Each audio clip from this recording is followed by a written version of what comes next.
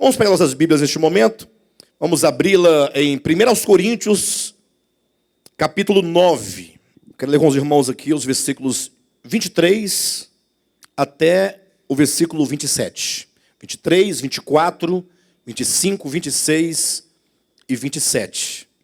Diz assim o texto bíblico: tudo faço por causa do Evangelho, com o fim de me tornar cooperador com ele.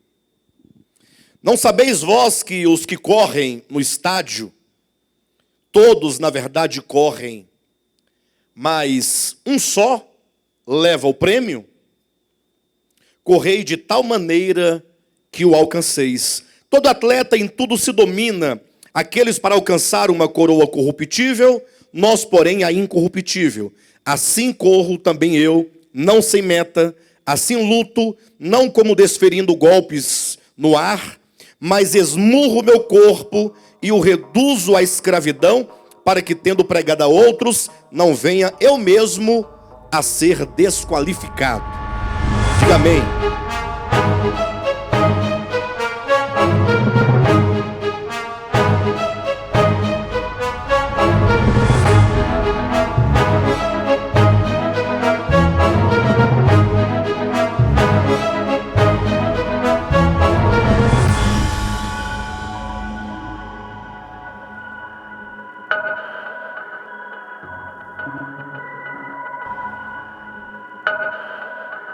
Palavras fortes, né? Porque são palavras em que o apóstolo Paulo, ele apresenta de uma maneira um tanto diferente a visão que ele possuía acerca da obra do ministério. Paulo foi um homem chamado para ser o apóstolo dos gentios e, portanto, ele recebeu uma grande incumbência quanto à pregação do evangelho. Na verdade, o nível de incumbência que nós temos, o grau de responsabilidade varia ou depende do grau de revelação que nós recebemos. Ou seja, quanto mais nós recebemos de Deus, mais nós somos exigidos de Deus. Quanto mais Deus nos dá, mais Ele requer e Ele espera que nós tenhamos uma resposta à altura daquilo que nós temos recebido. Se os irmãos lerem atentamente o capítulo 9 de 1 Coríntios, o apóstolo Paulo, ele está fazendo uma espécie até mesmo de desabafo, uma vez que ele chega a dizer que se ele pregava livremente o evangelho, ele receberia galardão. Mas se ele pregasse o evangelho, e ele usa a expressão aqui no capítulo 9, versículo 17, se ele pregava de modo constrangido, ou se ele o fazia por constrangimento, ele diz: ora, onde estaria então, onde está o meu galardão? Ele fala, não há galardão, mas eu teria, no caso, o prazer de poder dizer que eu prego voluntariamente e de graça, para que ninguém possa dizer nada contra o meu ministério. Enfim, Paulo ele chega a dizer aqui nessa porção sobre o seu comprometimento com a verdade e o seu comprometimento com respeito ao seu chamamento. E eu meditando acerca dessa porção, essa semana, eu pensava que hoje talvez seria um ótimo dia, um excelente dia, para nós também pensarmos acerca da nossa responsabilidade enquanto igreja, da nossa responsabilidade enquanto ministério de Deus, que nesse tempo ele existe por causa da verdade de Deus e ele existe para o reino de Deus. Ou seja, o ministério de volta à palavra, ele existe em razão primeiramente de uma necessidade de Deus, e então de uma necessidade nossa. Alguém poderia perguntar, ora, mas e Deus tem necessidades? Entenda, Deus, ele escolhe pessoas ao longo da história para servir de instrumento dele, para levar a sua palavra e para revelar a sua vontade aos homens. Se nós olharmos para o Antigo Testamento, todos os profetas a quem Deus levantou foram homens escolhidos por Deus de antemão, para que cumprissem aquela tarefa de profetizar por Deus, de ser um profeta de Deus, de falar por Deus. Se nós chegarmos no Novo Testamento, nós encontramos o próprio Cristo que veio ao mundo, e quando ele começa seu ministério, ele não o faz sem antes trazer para si discípulos a quem ele iria constituí-los apóstolos. Ou seja, o Senhor chama Pedro, chama Tiago, chama João e chama Mateus e vai chamando. E de 12, o Senhor então os constitui a todos eles ministros da palavra, e eles são então enviados por Deus para pregar. Então, todos esses escolhidos de Deus e esses enviados de Deus, eles estão cooperando com Deus naquilo que Deus necessita. Ou seja, Deus tem uma vontade e ele há de revelar essa vontade aos homens, de mostrar aos homens, para que os homens sejam salvos. E ele, portanto, o faz mediante instrumentos, mediante servos, mediante discípulos, mediante aqueles que são escolhidos e são chamados para esse fim. E esse ministério, de volta à palavra, ele tem essa característica muito peculiar. Até porque nós assumimos que nós estamos aqui para servir ao reino de Deus. Obviamente que estamos aqui para sermos, primeiramente, alvos da obra de Deus. Ou seja, a obra de Deus se realizando dentro de cada um de nós, mas temos a ciência, o conhecimento, o entendimento de que Deus ele quer agir por nosso intermédio. Ele quer nos usar como instrumentos de Deus para, nesses últimos dias, para levar a sua palavra àqueles que ainda não conhecem. E para tanto, eu pensei, e preciso que os irmãos pensem comigo, acerca do ser igreja. Ou seja, a igreja, enquanto um conjunto de pessoas, ou um grupo de pessoas, que foram chamadas por Deus, ela existe, ela possui uma incumbência no seu chamamento. Ou seja, não fomos chamados tão somente para recebermos de Deus, mas fomos chamados para sermos um canal de Deus, enquanto igreja, enquanto ministério ao mundo. E muitas vezes nós deixamos que isso escape do nosso entendimento, deixamos que isso fuja do nosso coração, e acabamos ficando um tanto, não somente um crente ou um cristão sonolento, cansado, mas às vezes uma igreja que por algum tempo ela perde a sua noção, ou a noção do ser igreja em relação ao mundo. E por isso eu quero convidar vocês a meditarem comigo acerca de algumas parábolas que estão no capítulo 15 e 16 do Evangelho de Lucas, em que o Senhor Jesus, ele mostra essa questão da obra e da nossa participação nessa obra de uma maneira muito clara. Então eu não tenho como ler todas as parábolas, são muitas, mas eu vou apresentar aos irmãos. Eu quero que vocês apenas acompanhem para se darem conta do contexto em que nós vamos tratar aqui. Lucas capítulo 15 e Lucas capítulo 16. Nesses dois capítulos, amados, nós temos aqui basicamente 5 parábolas.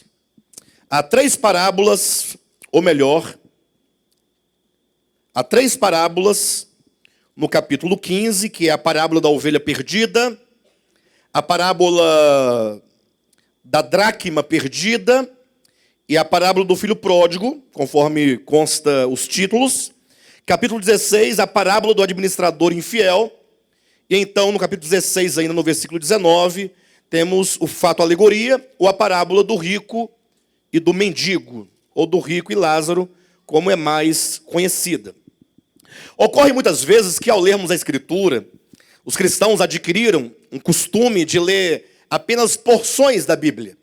Então, a maioria costuma ler versículos, né? A pessoa pega ali, lê o versículo tal. Alguns, inclusive, alguns pregadores, quando vão ministrar, costumam pegar apenas uma fração do versículo. Às vezes, pega apenas a parte B do versículo. Quero que os irmãos entendam que a Escritura, ela não tinha originalmente essa divisão de capítulos e versículos. E nem os versículos tinham a subdivisão de partes, parte A, parte B, parte C. Na verdade, os editores fizeram essa divisão para facilitar ao leitor o encontro de alguma porção que ele esteja efetivamente procurando. E isso, a princípio, foi uma coisa boa. Você ter o endereço certinho, não somente das porções, mas, sobretudo, das partes que você deseja encontrar de maneira imediata. Mas isso trouxe um grande prejuízo para a igreja, uma vez que a igreja da modernidade, e também agora da pós-modernidade, ela não tem o costume de ler a Escritura, até porque os interesses são outros, e também porque há uma ação muito ruim, uma ação má da parte de muitos líderes, que ao manipularem a verdade, eles isolam trecho da Escritura, pregam apenas porções pequenas. Então a maioria dos cristãos, ao ler a Escritura, mesmo aqueles que se interessam pela leitura, acabam cometendo o erro de ler apenas partes. Quando lê bastante, lê um capítulo, e aí outro dia lê um outro capítulo, e às vezes se esquece que, como a Escritura ela é um todo, por exemplo, o livro de Lucas é um livro só. Ele começa no capítulo 1 e termina no capítulo 24, não é isso? Então, vai do início ao fim, é um livro só. Então, ocorre que quando nós lemos as partes, muitas vezes nós deixamos de fazer os links entre uma parte e outra. Ou seja, deixamos de ler a porção que queremos dentro do contexto no qual essas palavras foram ditas. Quando isso ocorre, quando perdemos o contexto, nós perdemos a informação. Nós perdemos a razão daquelas palavras. E aí fica muito difícil que o leitor ou o ouvinte, ele saiba exatamente o que Cristo estava querendo dizer com tais palavras.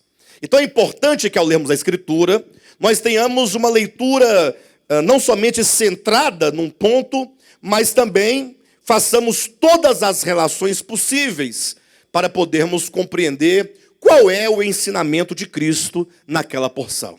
E os capítulos 15 e 16, amados, eles surgem aqui num contexto muito interessante, porque os versículos 1 e 2 do capítulo 15 afirma que Jesus, ele se assentava com publicanos e meretrizes. Jesus, ele comia, ele ia a banquetes em que estavam reunidos publicanos e meretrizes. Então, publicanos, nós podemos falar que nos dias de hoje seriam pessoas avaras, seriam agiotas, seriam banqueiros, pensem vocês nisso, as meretrizes seriam as prostitutas. E, de fato, Jesus estava sempre no meio de tais pessoas, porque, afinal, ele tinha uma obra a realizar. Ele tinha um ministério, ele veio trazer salvação. E a salvação que ele veio trazer é a salvação daqueles que estavam perdidos. Então, na verdade, ele tinha que buscar o perdido. Mas imagine vocês que a nação de Israel, que era uma nação escolhida, que era uma nação que Deus havia escolhido em Abraão, lá atrás, feito uma promessa que Abraão seria pai de uma grande nação, para que essa nação, enquanto nação, ela servisse de instrumento de Deus para alcançar o mundo inteiro. A nação de Israel deveria ser, a princípio, um reino de sacerdote de Deus. Um reino de sacerdotes implica o quê?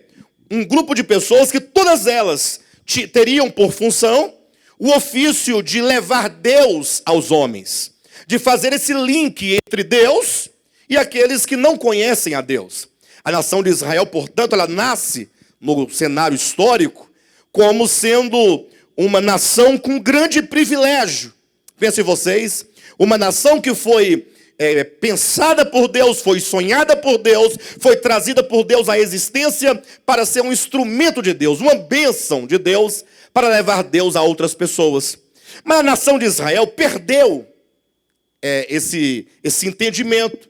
Ela não entendeu essa função e ela acabou que não somente ela se fechou em si mesma, deixando de comunicar a vontade de Deus a outras nações, como ela também construiu muros em torno da sua própria terra, do templo, para que os pecadores não se aproximassem. Eles ficaram enclausurados e orgulhosos pelas revelações que eles tinham recebido. Aí vem Cristo. Quando Cristo vem, que Cristo começa a cumprir o papel que a nação de Israel também deveria cumprir, que era anunciar a palavra.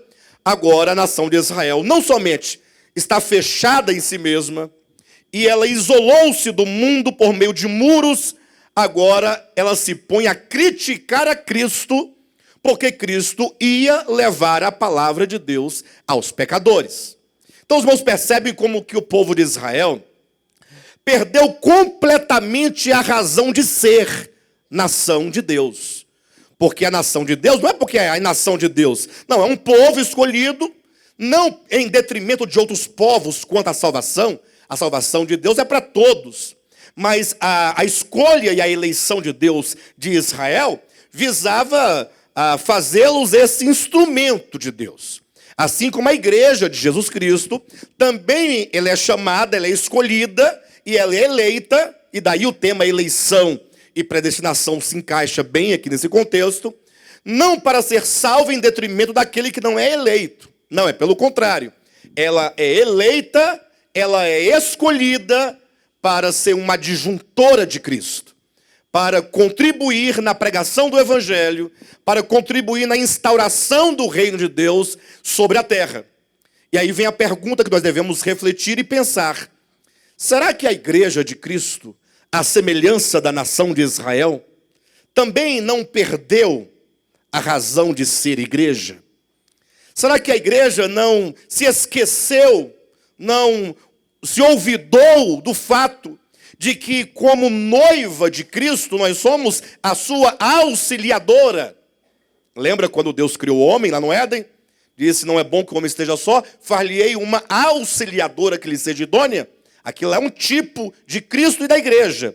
Adão prefigurando Cristo e a mulher representando a igreja, que foi gerada por Cristo, que é a eleita para se casar com Cristo, para ser a sua auxiliadora, a sua adjuntora, aquela que contribui. Entretanto, não raras vezes a gente observa que não somente cristãos individuais, mas, sobretudo, coletivamente falando, a igreja tem se esquecido dessa função e tem se tornado negligente com respeito ao seu chamamento enquanto auxiliadora.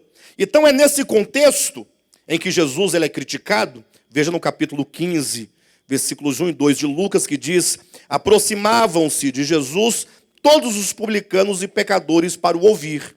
Versículo 2: e murmuravam os fariseus e os escribas, dizendo: este recebe pecadores e come com eles. Então é esse contexto em que Jesus anuncia a palavra aos pecadores, e que os judeus, os fariseus e escribas, os líderes religiosos, eles murmuram contra Cristo, porque ele assim o fazia, é que vão nascer as 3 parábolas do capítulo 15 e as 2 parábolas do capítulo 16. Na verdade, são uma sequência de 5 parábolas que procuram nos ensinar alguma coisa a respeito disso que aconteceu.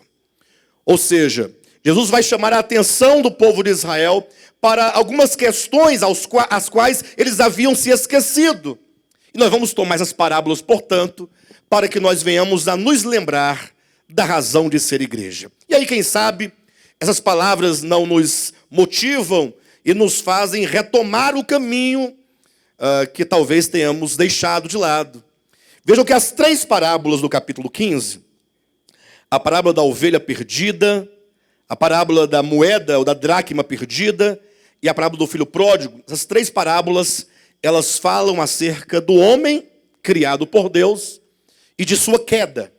E, portanto, vai anunciando aqui a questão de que todos os homens, eles caíram. E porque caíram, eles são pecadores. E porque eles são pecadores, eles estão perdidos. E porque estão perdidos, eles então são carentes da graça de Deus e eles são alvo da vontade de Deus. Então o Senhor vai demonstrar que em todas essas parábolas, em todas elas, o Deus Trino, o Pai, o Filho e o Espírito Santo, representado por essas 3 parábolas, está sempre buscando o homem. Na primeira parábola, o pastor que perdeu uma ovelha, ou a ovelha que se perdeu, o pastor vai buscá-la onde ela está. Então, mostrando que Deus, ele tem esse encargo, Deus tem essa incumbência, Deus tem isso no coração. O Evangelho é a boa notícia de que o Senhor, Deus, ele vem salvar o homem e ele vai buscá-lo onde ele está. Então, o bom pastor é aquele que busca a ovelha. A parábola da dracma fala de uma moeda que se perdeu dentro de casa e logo nós temos ali uma mulher que acende uma lamparina e varre toda a casa em busca da moeda que se perdeu. também demonstrando Deus buscando o homem perdido, para encontrá-lo e resgatá-lo de volta. E a parábola do filho pródigo, todos conhecem. Também temos aqui o filho que se perdeu, e esse filho sendo iluminado lá onde ele estava, nas trevas, quando é dito que caindo em si, e esse cair em si fala de uma ação e de uma obra do Espírito Santo, o iluminando, o convencendo da sua situação e o atraindo de volta à casa do Pai.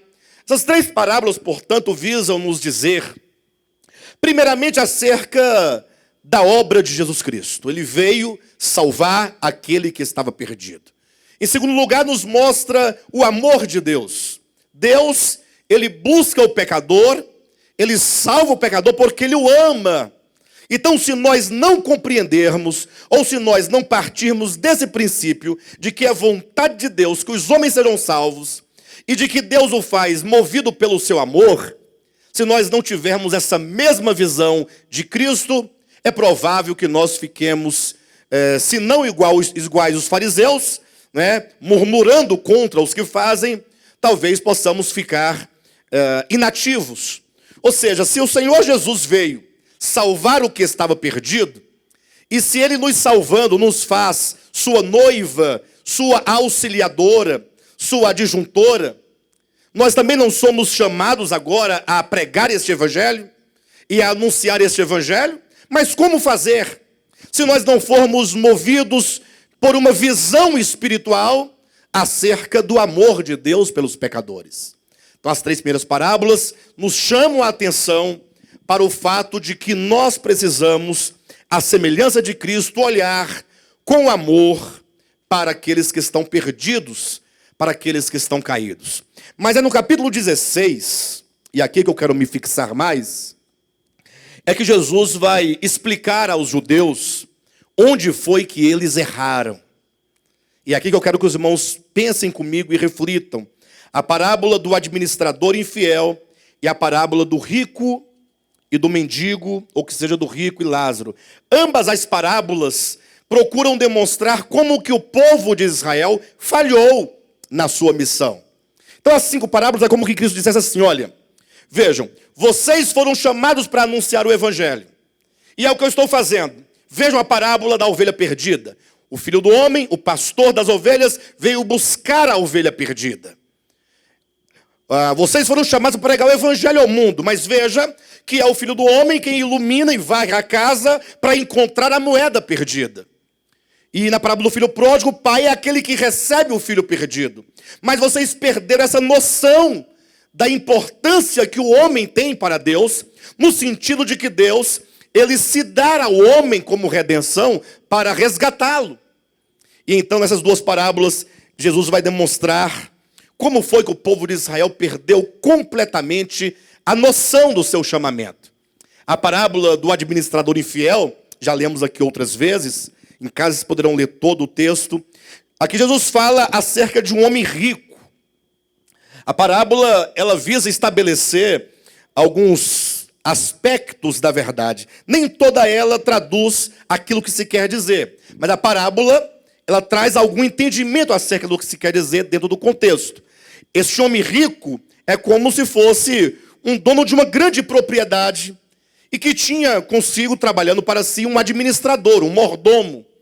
Ou seja, esse homem rico representando o próprio Deus, e esse mordomo, ou este administrador, representando aqueles a quem Deus confia a sua obra. Aqui nós temos o princípio da mordomia cristã, o princípio do serviço. E Jesus fala muito nos evangelhos acerca dos servos dele. Ele fala que há os servos fiéis e há os servos infiéis. Ou seja, enquanto servo, nós estamos desempenhando o nosso serviço a Deus com fidelidade. E nós temos que ressaltar um detalhe importante, porque talvez você diga assim: não, pastor, eu sou um servo fiel. Por exemplo, eu procuro orar, eu procuro ler a minha Bíblia, sempre que possível eu congrego, eu procuro respeitar as pessoas, Eu procuro ajudar o meu próximo, sempre quando eu posso eu ajudo aquele que está precisando. Eu sou uma pessoa fiel. Eu diria que talvez você tenha razão que haja a sua fidelidade nesse sentido. Mas entenda que esta fidelidade a que você se refere é a fidelidade do seu compromisso de filho de Deus em relação a Deus. A fidelidade, quando Jesus fala sobre o servo fiel e infiel, é a fidelidade concernente à sua obra. Vocês, irmãos, entendem? Ou seja, Deus nos confiou uma obra. Abandonar essa obra de Deus, não realizar essa obra de Deus, que é em relação ao mundo, é negligenciar o dever. Então você pode ser um bom cristão, mas você pode ser um mau servo. Ser um bom cristão é você ter uma boa conduta, o seu comportamento, é a relação que você tem para com Deus. Ou seja, não, eu sou uma pessoa que não ando embriagada, eu não ando destruindo famílias, eu não falo mal do meu próximo, eu tenho um bom comportamento no meu trabalho, eu sou um excelente pai de família. Isso é muito importante. Mas essa não é a relação de servo. Porque o servo é aquele que fora incumbido de um serviço.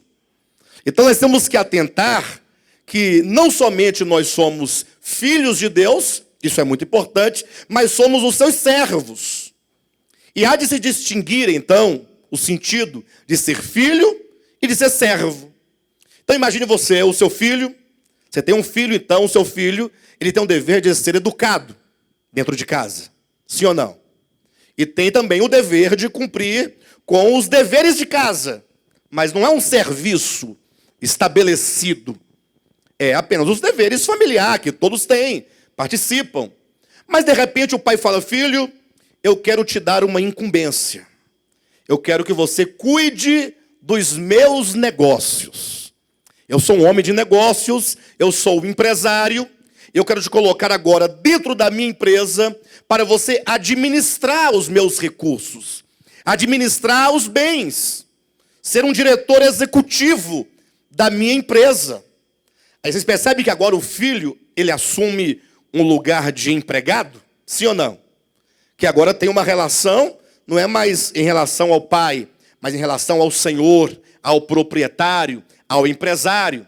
E agora cabe a esse servo, esse filho servo, esse filho na função de servo, de executar a obra do pai. Ou melhor, a obra agora do senhor, do patrão. Então, todos nós fomos chamados para ser um servo de Deus.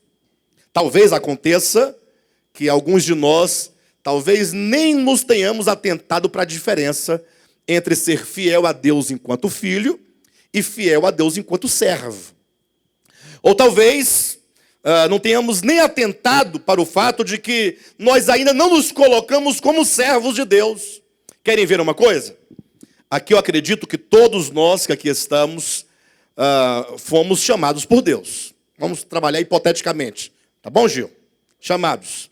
Aí nós fomos perdoados. Aí nós fomos renovados. Aí nós fomos regenerados. Aí nós fomos santificados. Sim ou não?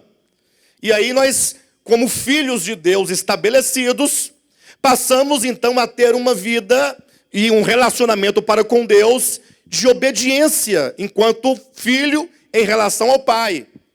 É verdade que vocês não se esforçam para ser obedientes ao Pai Celestial ou não? Procuram, na medida do possível, né, Rosirene? Fazer a vontade do Pai, não desagradar o Pai. Mas eu pergunto, e quantos de nós já nos atentamos enquanto servos? O servo é aquele que está na obra. A obra é algo bem específico. O que o Senhor Deus nos incumbiu de fazer? Qual é a ordem de Cristo a todos nós? Lógico, em maior ou menor escala, todos nós temos uma incumbência, sobretudo enquanto igreja. Então essa parábola de Cristo aqui do administrador do infiel, ele fala acerca de um homem rico que tinha um administrador. Então essa figura apresenta Deus o Pai e nós em relação a ele, não enquanto filhos, mas enquanto servos. Ou seja, há uma incumbência a ser realizada. E é possível que nós sejamos negligentes quanto a esta incumbência. É dito aqui na parábola, então, que num dado momento o senhor, o patrão, chegou para o empregado e falou assim: olha, presta conta da tua administração, porque tu já não poderás permanecer nela. Porque eu tenho ouvido dizer a teu respeito que você está a me defraudar. Você está defraudando os bens da empresa, está roubando esses bens e, portanto, presta contas. E aí Jesus, então, ele vai apresentar uma série de aspectos desse serviço que eu quero compartilhar com vocês. O primeiro ponto é que essa parábola, literalmente falando, ela fala acerca de riquezas de origem material. Querem ver? Capítulo 16, falando da parábola, versículo 10 em diante. No finalzinho da parábola, quando Cristo começa a explicar os aspectos da parábola, ele diz assim: olha, quem é fiel no pouco, também é fiel no muito. E quem é injusto no pouco, também é injusto no muito. Se, pois, não vos tornastes fiéis na aplicação das riquezas de origem injusta, quem vos confiará a verdadeira riqueza? Versículo 12. Se não vos tornastes fiéis na aplicação do alheio, quem vos dará o que é vosso? Ninguém pode servir a dois senhores, porque ou há de aborrecer-se de um e amar ao outro, ou se devotará a um e desprezará ao outro. Não podeis servir a Deus e às riquezas. Então veja que a conclusão da parábola de Cristo é demonstrando a nossa relação para com as riquezas no trato do reino de Deus. Ou seja, o povo de Israel, eles estavam defraudando o seu Senhor, no caso da parábola, nesse sentido especificamente das riquezas de origem terrena, de origem justa. Mas talvez alguém poderia dizer: pastor, infelizmente eu não consigo ver aqui nessa passagem nada acerca de riquezas de caráter material. Aqui essas riquezas podem se tratar dos nossos dons, dos nossos talentos, e queira fugir desse aspecto. Mas aí o texto não nos deixa dúvida, quando no versículo 14, diz assim: os fariseus que eram avarentos, ouviam tudo isso e o ridicularizavam. Então, o que Cristo ensina em primeira mão é: nós, enquanto mordomos de Cristo, nós, enquanto aqueles que temos uma incumbência, como nós estamos lidando na pregação do Evangelho, nesta obra de alcançar os pecadores. Lembre-se do contexto. O contexto é que Cristo anunciava a palavra aos pecadores, mas os escribas e os fariseus murmuravam contra Cristo, porque Cristo comia com os pecadores. Daí vem as parábolas da ovelha perdida, da dracma perdida e do filho perdido, filho pródigo, para falar dessa obra de pregação do Evangelho. Então existe uma obra chamada a pregação do Evangelho. Saindo dessas parábolas, Cristo diz no capítulo 16: agora eu quero me dirigir a vocês. Vocês quem? Escribas e fariseus. Vocês quem? Os judeus. Judeus enquanto uma nação eleita, uma nação separada, que foi chamada para servir a Deus na evangelização do mundo. E eles fracassaram nessa evangelização. E aí quando Cristo fala para eles, a primeira coisa que ele coloca é o trato para com as riquezas de origem iníqua, ou que seja, origem terrena, ou seja, quem faz do ouro, do metal, valer alguma coisa é o próprio homem, e isso ele o faz muitas vezes por ganância. Não sei se vocês sabem, mas o que nós chamamos de dinheiro, isso é simbólico, não é? É o homem que dá valores a esta moeda, para que então possa cumprir esse papel mercantil entre os homens. Por isso essas riquezas são chamadas de riquezas iníquas, porque fazem parte do coração do homem. O dinheiro, ele se torna, na verdade, um mal, porque é origem iníqua, necessário para a nossa relação humana. sobre a terra. Por isso que ele é colocado, porque é uma riqueza de origem iníqua, como sendo um Deus. Jesus fala, ninguém pode servir a dois senhores, ao Deus eterno e às riquezas. Então ele está dizendo o seguinte, olha, será que o nosso trato para com as riquezas materiais não tem nos tornado um servo infiel? Não nos tem tornado um administrador que vive ou está a defraudar ao seu Senhor? O que nós devemos aprender dessa primeira parábola do capítulo 16? É que nós devemos usar todos os recursos que o Senhor nos deu, ou que o Senhor nos confiou, para o bem-estar da nossa família, para o bem-estar dos nossos filhos e para a propagação do Evangelho. Ele diz que aquele que é infiel no pouco, e esse pouco se refere àquilo que nós recebemos de Deus aqui na terra, como nós poderemos ser fiéis nas coisas maiores, nas verdadeiras riquezas que são espirituais? Então, há um serviço a ser executado. Você é um servo de Deus, você é um mordomo de Deus. E nesse serviço, e nós todos enquanto igreja, nós carregamos uma incumbência. E, portanto, nós precisamos repensar como nós estamos lidando com respeito à obra de Deus. Eu falava lá no retiro, lá nós ministramos uma palavra, quem quiser assisti-la já está na internet, é chamada Bema, Tribunal Familiar, já está postada, uma palavra muito maravilhosa. Eu adverti aos irmãos com respeito a essa responsabilidade nossa, não é? Ou seja, quando a igreja ela procura pregar o evangelho, seja de maneira interna ou externa, seja por meio da internet, de um programa de televisão, seja pela manutenção da pregação do evangelho no cotidiano, isso requer o quê? A participação de todos no que diz respeito às ofertas. Ou seja, nós estamos dentro de um ambiente comum. E todo o propósito ministerial é a pregação da palavra, é a pregação do evangelho.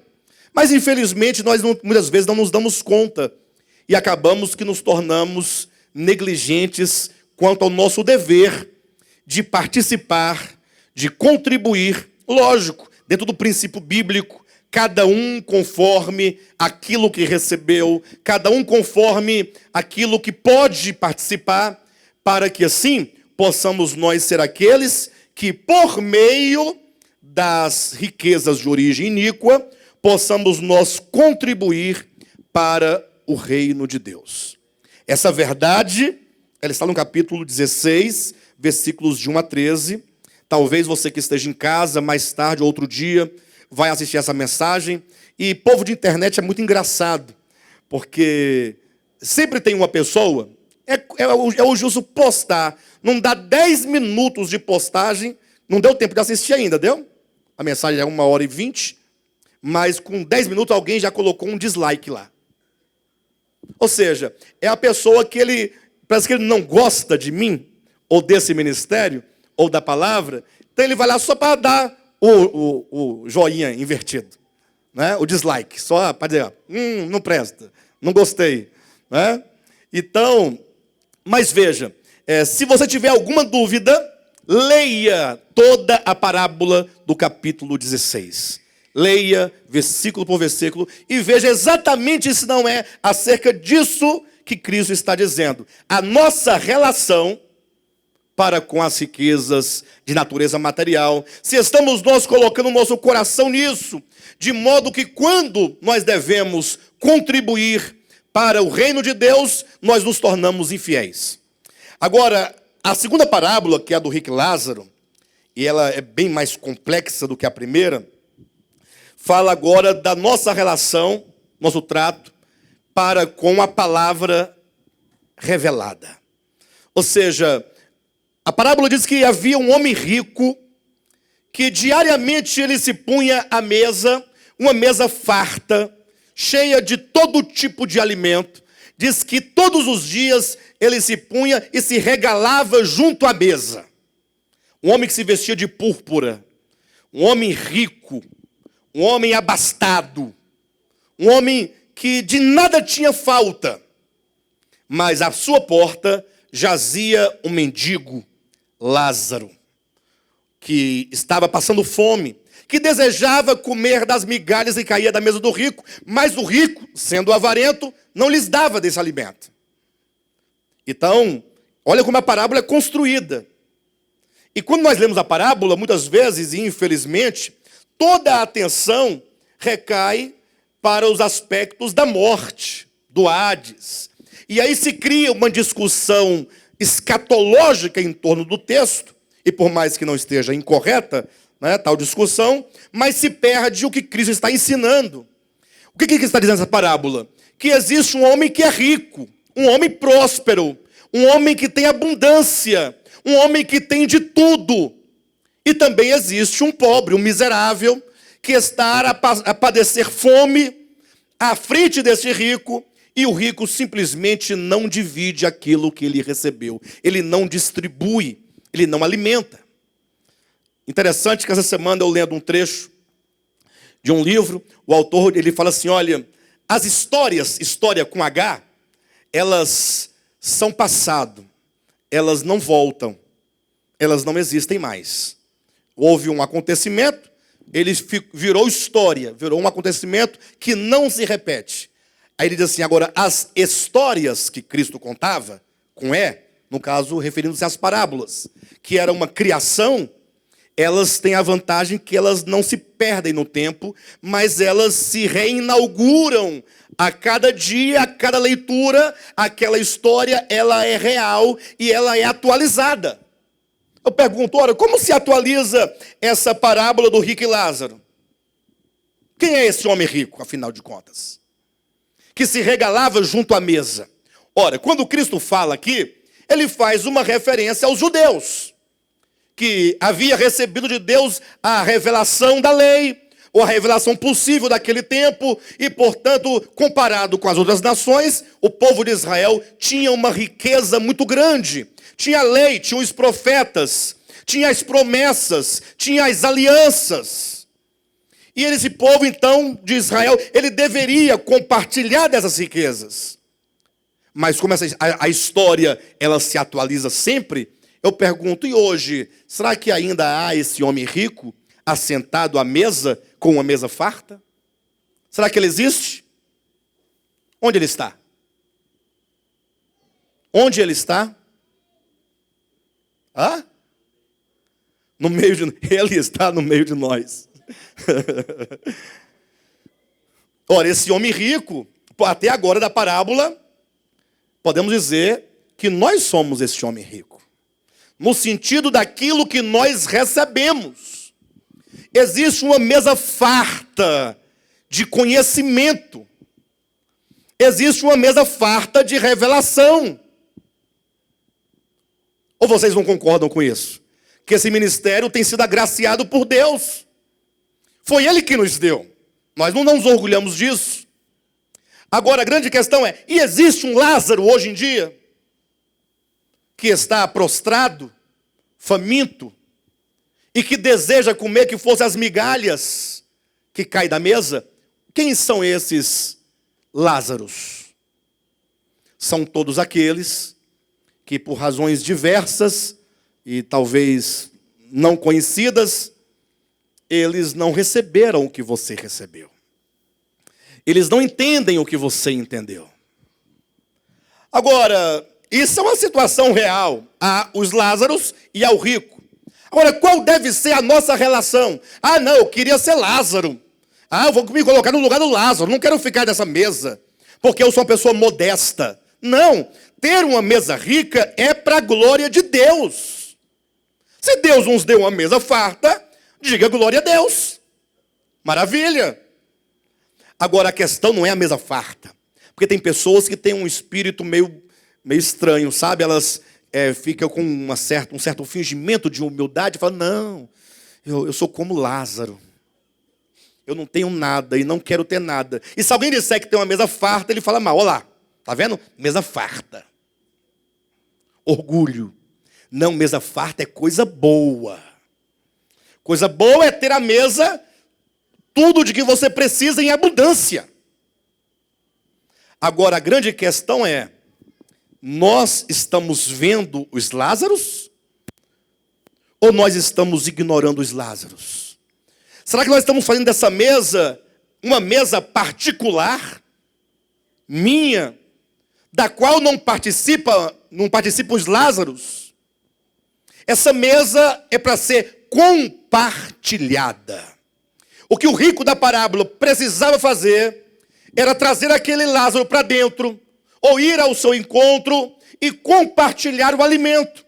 Porque ele tinha muito, porque ele recebeu muito. Ele é um mordomo das revelações divinas.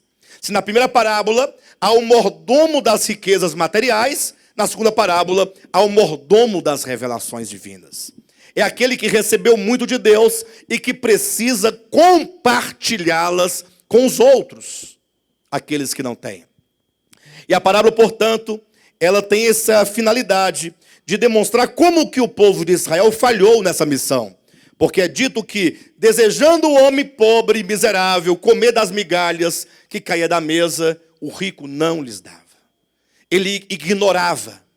Ou seja, ele se apropriou das revelações, diz, não, são nossas. Deus nos deu para que nós sejamos obesos. E não temos nós de compartilhá-la com ninguém. Por isso que Paulo vai dizer lá no capítulo 9 de 1 Coríntios, ai de mim se não pregar o evangelho. Porque Paulo entendia que quando Deus lhe deu todas aquelas revelações, Deus não as deu para que ele soubesse, e ficasse gordo, e ficasse obeso de conhecimento, e ficasse ali restrito, voltado somente para si, e não compartilhasse com o mundo. Quando ele diz, ai de mim se não pregar o evangelho, ele está dizendo, olha, quando Deus me deu tais revelações, Ele me deu para que eu pudesse levar aos homens. De modo que se eu não levo tal mensagem, se eu retenho a palavra, eu me torno um servo infiel. Eu me torno alguém que está tirando aquilo que não é meu. Seria mais ou menos assim, eu falo assim, pastor Josué, por gentileza, vou te dar aqui R$10, você vai levar, leve por gentileza lá o Gilvan, entregue para ele, porque isso aqui é dele.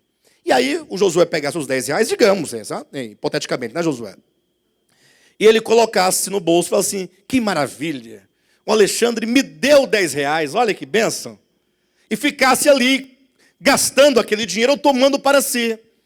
Ele não estaria cometendo um furto? Sim ou não? Porque ele estaria se apropriando de algo que não era dele. No caso, quando Paulo diz, ai de mim se não pregar o evangelho, porque eu sou devedor a gregos e a bárbaros, ele quer dizer, o evangelho que eu recebi, as revelações que eu recebi, é para que seja levada e entregue aos homens.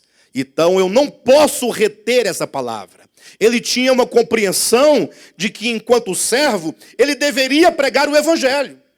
E essa visão de Paulo era tão clara, me desculpe, mas são palavras de Paulo, e eu vou mostrar para vocês, que ele chega até a dizer que, mesmo que fosse constrangido, ele deveria pregar. Lógico que eu não estou trazendo essa hipótese para vocês fazerem por constrangimento, mas é ele que dizia, diante da clareza que ele tinha, da responsabilidade. Abra sua Bíblia lá em 1 Coríntios, capítulo 9, e veja as palavras dele nesse sentido. Versículo 16 em diante. Veja o que Paulo diz acerca do trabalho que ele exercia. Lógico, isso é muito particular, isso é muito subjetivo. Isso é Paulo dizendo acerca dele próprio. Não é doutrina, não é nada disso. É ele falando de como ele se via em relação à incumbência que ele havia recebido. Diga assim, versículo 16. Se anuncio o evangelho, não tenho de que me gloriar, pois sobre mim pesa essa obrigação. Se eu prego o evangelho, não tenho do que me gloriar, porque ele não via a pregação do evangelho como sendo algo que lhe trazia glória humana, mas ele via como uma incumbência, como um serviço. Ele diz, pois sobre mim pesa esta obrigação, porque ai de mim se não pregar o evangelho. Aí ele coloca: se o faço de livre vontade, tenho recompensa, galardão. Mas se constrangido, se eu pregar por constrangimento, então, deixa eu voltar. Mas se constrangido, então a responsabilidade de dispenseiro que me está confiada. Olha as hipóteses que ele coloca. Se eu prego voluntariamente, por querer, eu recebo o galardão.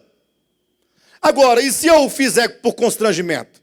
Sou constrangido a fazê-lo, porque eu sei que pesa essa responsabilidade. Se eu faço por constrangimento, ele diz, então a responsabilidade de dispenseiro. Paulo tinha uma visão tão clara que ele dizia assim: olha, independentemente do modo, uma coisa eu sei, eu tenho que fazer. A motivação, não sei, eu tenho que fazer, eu tenho uma responsabilidade. Lógico que toda a nossa motivação deve ser o amor, deve ser a gratidão, deve ser o amor que temos e a visão que temos acerca dos pecadores, porque Deus nos amou, Deus os amou, e nós, como adjuntores de Cristo, precisamos também ter a mesma visão e o mesmo amor. Então, nada de constrangimento. Agora, Paulo, ele tinha uma visão tão clara que ele colocou até mesmo a hipótese que, se for por constrangimento, ele tinha que pregar, porque é dever, é responsabilidade. Veja o que diz em versículo 18.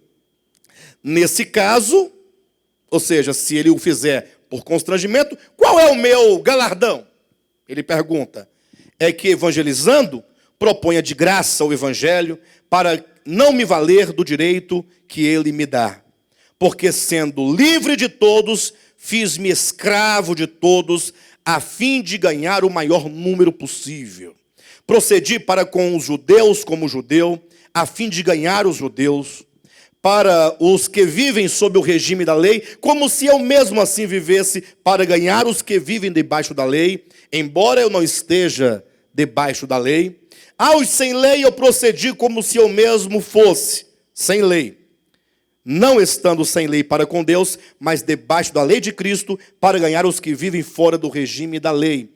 Fiz-me de fraco para com os fracos, com o fim de ganhar os fracos. Fiz-me de tudo para com todos, com o fim de que, por todos os modos, salvar alguns. Tudo faço por causa do evangelho, com o fim de me tornar cooperador com ele.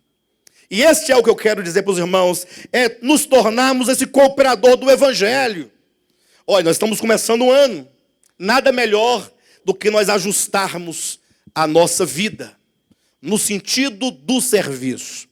Começar um ano com o entendimento de que, como igreja, nós temos um serviço a prestar. Não é questão de simplesmente congregar ou não congregar, ir ou não ir. É você entender, olha, eu sou um servo de Deus, ou você não é servo de Deus? Você é um servo de Deus? Se você é servo, existe algum serviço? E você já identificou o que serviço é esse? Não há outro serviço, senão o serviço da pregação da palavra. Não há outro serviço. Ah, mas pastor, mas não é amar o próximo? Não, aí você não está entendendo, aí é outra coisa. A questão, enquanto filho de Deus, eu tenho a minha obediência enquanto filho. Mas enquanto servo, a própria palavra servo já implica necessariamente uma relação senhor-empregado, senhor-servo. E o servo é aquele que está incumbido de uma responsabilidade. E a responsabilidade da igreja é a pregação da palavra. Só que muitas vezes nós fazemos como aquele rico da parábola do rico e Lázaro. Como? Nos fechamos as nossas portas, ficamos com a mesa abundante e ficamos nos regalando diariamente. E nos esquecemos de uma coisa. Um dia o Senhor diz assim: presta conta da tua administração, porque já não permanecerás nela. Porque eu tenho ouvido a respeito de vocês, que vocês estão defraudando o bem alheio. Chega um dia que o Senhor, vai nos falar assim: olha, chegou o momento em que Rico e Lázaro vão mudar de posição. O rico ali, na parábola, imediatamente, representando os judeus. Lázaro, na parábola, imediatamente, representando os gentios. É Cristo mostrando que o povo de Israel falhou na sua missão de alimentar o mundo. No caso, os gentios, ou seja, Lázaro. De modo então que, morrendo um e morrendo outro, a parábola da sequência. O rico, que estava numa mesa farta, e que estava numa mesa abundante, que se regalava diariamente, ele foi para um lugar de tormento. Ao passo que o Lázaro, que estava antes em miséria, ele vai para onde? Para o seio de quem? Para o seio de Noé. Não? Para o seio de Isaac. Para o seio de Abel. Não? Nem de Caim? Ele vai para o seio de quem? De Abraão. O que quer dizer seio de Abraão? Seio de Abraão não é nenhuma linguagem escatológica. Não é. Não é nenhuma referência a nenhum lugar na parábola. Ela vai ganhar essa dimensão pela interpretação secundária da parábola. Imediatamente é como dizer assim, olha, de quem são filhos os judeus? De quem são filhos os judeus? Abraão. Aquela mesa farta era a abastança que os judeus tinham, como que estivessem deitados no colo de Abraão, o nosso pai Abraão, que nos abençoou pela eleição, porque Deus elegeu Abraão e em Abraão todos os seus filhos são eleitos nele para serem a nação eleita. Os judeus tinham orgulho, nós somos filhos de Abraão. Abraão, nosso pai, foi chamado por Deus. Deus tem aliança com Abraão, Deus tem aliança conosco. Então eles tinham esse orgulho de pertencerem a Abraão. Seio de Abraão significa exatamente estarem eles nessa bênção de Abraão, nessa eleição abraâmica. Vocês entendem isso? Por isso que o Lázaro, ele estava na miséria, representando os gentios perdidos, como diz Paulo aos Efésios, capítulo 2, sem esperança, sem aliança, sem Deus no mundo, não é assim, José, que ela fala? Totalmente perdidos. Mas aí, o Lázaro, ou melhor, o rico, deveria alimentar aquele pobre, deveria acolher aquele pobre, deveria trazê-lo para essa mesa, para também banquetear-se das coisas divinas. Mas não. O que aconteceu? O rico foi para o lugar do Lázaro. No sentido, ele foi para um lugar de tormento. Isso retrata como que os judeus, enquanto nação, eles perderam a bênção de serem aqueles que representavam a Deus, embaixadores de Deus, testemunhas de Deus, aqueles que lá no Antigo Testamento, em Isaías, chamado de testemunhas de Yahvé, né? De onde tiraram o título dos TJs, mas não tem nenhuma relação. Então, eles perderam esse privilégio para se tornarem, então, a partir do ano 70, uma nação que está no meio de fogo cruzado até os dias de hoje.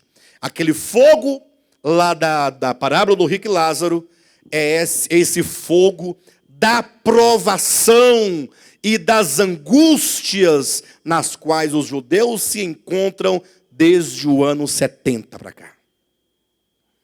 E o Lázaro, que eram os gentios miseráveis, eles agora foram trazidos para onde estava o rico, para o seio de Abraão. São os ramos da oliveira brava que agora foram enxertados em Abraão. É agora os gentios com o privilégio do evangelho. Então nós hoje estamos, nós que éramos o Lázaro, hoje somos o rico. Só que, como ricos que somos, nos esquecemos que outrora nós, gentios, estávamos sem Deus no mundo, sem esperança, sem as promessas, sem as alianças. E caímos então no mesmo erro dos judeus. De se fechar em si mesmo e de ignorar a responsabilidade, o dever de pregar a palavra àqueles que ainda não têm. Antes, Lázaros, mendigos, miseráveis, olhando para a riqueza. Aí o Senhor nos colocou no seio de Abraão. Hoje nós estamos no seio de Abraão. Mas não estamos nós sendo negligentes como era negligente o rico? Vamos pensar nisso. Vamos atentar para isso. Nós temos que retomar a nossa atividade de pregação da palavra. Isso nós fazemos aqui. Aqui ainda é um centro em que a palavra... Aqui é o celeiro, onde a palavra está armazenada e sendo distribuída. Aqui é uma despensa. Cada um deve se encher dessa palavra e então começar a funcionar como um dispenseiro dessa palavra. E começar a anunciar essa palavra a outros. Por exemplo, o Gil, ele está aqui hoje conosco, porque um dia um irmão, conhecido dele, amigo, evangelizou ele. O Gil poderia estar em qualquer outro lugar, muito provavelmente cristão, mas não estaria aqui se não tivesse alguém se aproximado dele e falado do evangelho para ele e dado um CD de pregação nossa para ele. Deram 5 minutos depois da morte, não foi? Se não fosse o programa de TV, não estaria aqui, estaria em outro lugar. Vocês entendem isso? Então, a pregação do evangelho é algo que cada um deve fazer, lógico, na proporção do nosso chamamento. Não podemos fazer como o apóstolo Paulo fez, né? Talvez eles não possam fazer como eu faço, em razão da dedicação, cada um, mas todos devem saber que fomos chamados para pregar o evangelho. Reunindo as duas parábolas, nós construímos 2 pilares. O primeiro pilar, capítulo 16 de Lucas, primeira parábola, devemos nós entender que como servos de Deus, no que diz respeito a riquezas de natureza iníqua ou de origem iníqua, que é o dinheiro, nós devemos cuidar do reino de Deus e promover o reino de Deus mediante a prática de ofertas voluntárias. Isso no âmbito de igreja, tá, amados? De ministério. Agora, enquanto a outra parábola, nós temos que distribuir essa riqueza das revelações por meio da pregação do evangelho. No capítulo 11 de Romanos, Paulo, como que, retomando a parábola de Lucas capítulo 16, ele fala acerca dos galhos que foram cortados da oliveira, falando dos judeus que perderam esse seio de Abraão indo para o lugar de tormento, ramos cortados e lançados no fogo. Olha, a relação é bem parecida, né? Cortado e fogo. Ao passo que os ramos da oliveira brava, do zambuzeiro, foi tirado de lá e enxertado aqui nessa oliveira, que é Abraão, Isaac e Jacó, que é a eleição, o povo eleito que está ali enquanto povo coletivo para contribuir com a obra de Deus. E aí Paulo traz uma advertência no capítulo 11 dizendo, ora, se eles que eram ramos naturais, naturais de quem? De Abraão, filho natural de Abraão. Se o filho natural de Abraão, ele foi cortado do seio de Abraão e jogado no fogo, e você que é gentil, que não é natural de Abraão, mas goza das bênçãos de Abraão, que está no seio de Abraão, gozando das bênçãos de Abraão, não pode também ser cortado? Ele pergunta isso. Em outras palavras, devemos nós atentar para o fato de que é uma grande graça de Deus nós podermos ser aqueles que foram chamados para contribuir na obra de Deus. Interessante que nós poderíamos de alguma maneira ser salvos por Deus sem receber tal incumbência, sem ser chamado para servir especificamente na pregação do evangelho. E olha onde Deus te colocou, no ministério de volta à palavra, não pelo nome, mas pelo sentido. Deus te colocou no ministério em que a palavra de Deus é prioridade. Então daí você entende que você foi chamado por Deus e foi incumbido por Deus nesta obra para que a palavra de Deus se propague, primeiramente em nós e então por meio de nós, para que o mundo seja alcançado, para que outros sejam alcançados. Nós vemos pessoas muitas vezes tão empenhadas, com tantas obras que são obras meramente humanas, né? Com todo respeito a todos os nossos irmãos, mas o que tem de ministério, cuja obra é meramente humana, para não dizer algumas vezes demoníaca. Ou seja, obras ou ministérios que não têm, não existe para a promoção da palavra de Deus, da vontade de Deus, do reino de Deus, mas para a promoção de si mesmo. Agora, se nós estamos no ministério, cujo objetivo maior e principal e primordial é a pregação e a propagação da palavra, gente, quanto privilégio. Então temos que nos apegar a essa palavra, a esse entendimento e nos colocar na posição. Na posição.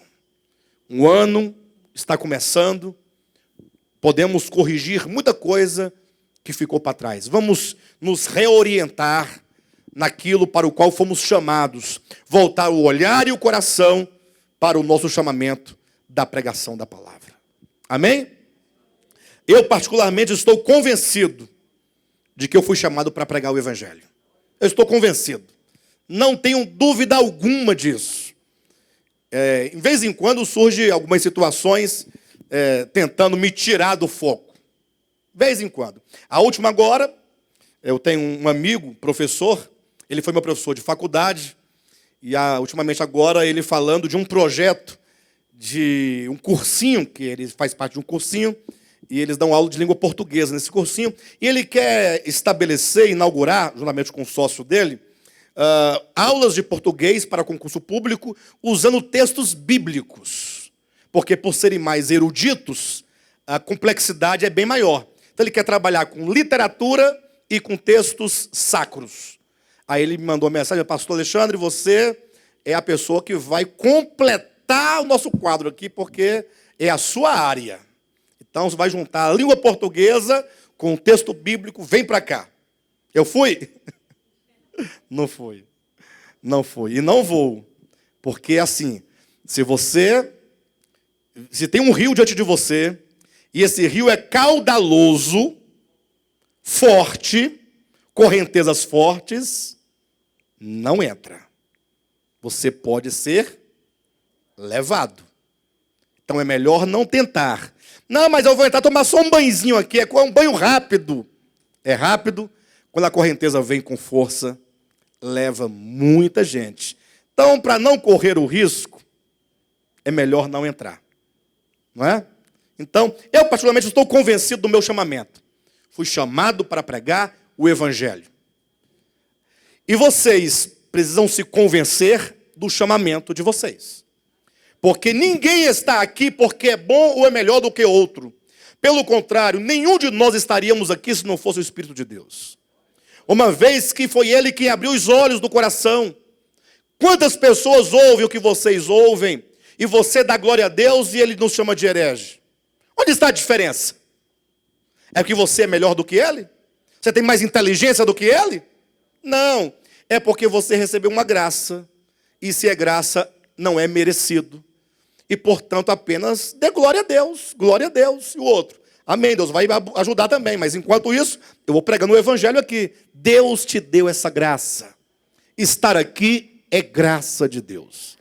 Apegue-se a essa palavra cada dia, o entendimento, consuma isso, coloque no seu coração, para essa palavra te lavar, para essa palavra te governar. Sendo você o primeiro alvo da palavra, então se torne uma fonte para que outros também sejam alcançados. Essa mensagem é mais um apelo para o nosso comprometimento nesse próximo ano, neste ano de 2018.